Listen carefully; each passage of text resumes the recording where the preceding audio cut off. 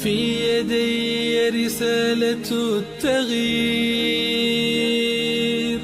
وضعت لغات الكون تنشر قيمة.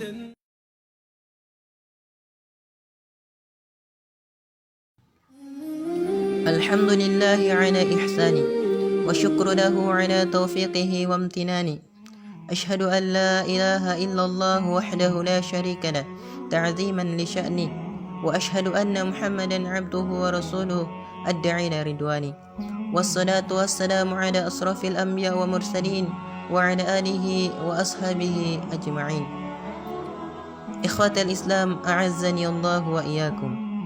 Sesungguhnya kewajiban-kewajiban yang menjadi bagian dari syariat Islam semuanya disyariatkan kepada Rasulullah SAW saat beliau berada di atas permukaan bumi, kecuali satu kewajiban yang diwahyukan kepada beliau setelah beliau menembus lapisan-lapisan langit.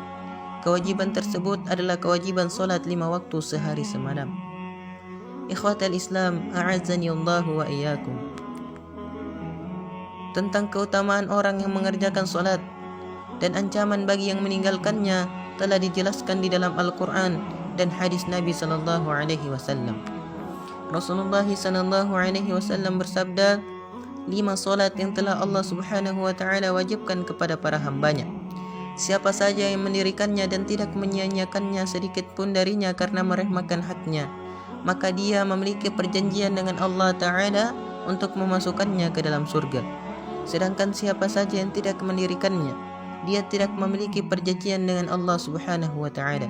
Jika Allah Subhanahu wa Ta'ala menghendaki, dia akan menyiksanya, dan jika Allah Subhanahu wa Ta'ala menghendaki, Allah Subhanahu wa Ta'ala akan memasukkannya ke dalam surga.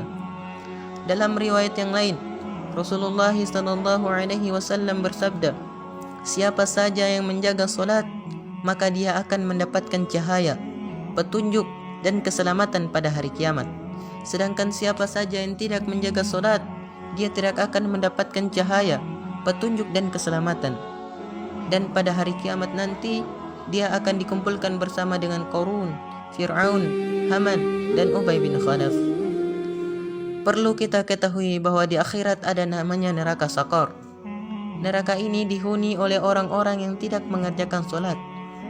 Hal ini termaktub dalam Al-Quran Surah Al-Mudaththir ayat 42 dan 43, di mana Allah Subhanahu wa Ta'ala berfirman kepada penduduk neraka, "Ma salakakum fi saqar?"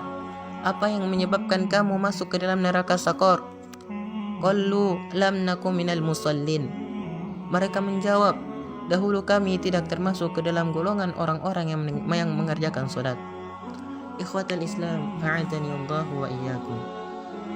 Masih banyak dalil lainnya yang menjelaskan tentang keutamaan bagi mereka-mereka yang mengerjakan solat dan ancaman bagi mereka-mereka yang meninggalkan solat.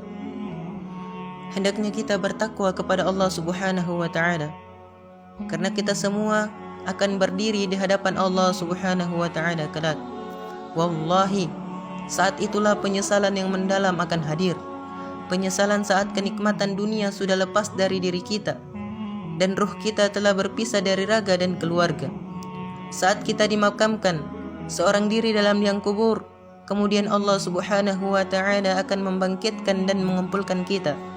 Apa yang akan kita katakan kepada Allah Subhanahu wa Ta'ala? Alasan apa yang akan kita ajukan untuk membela diri karena meninggalkan solat? Maka sibukkanlah dengan amal.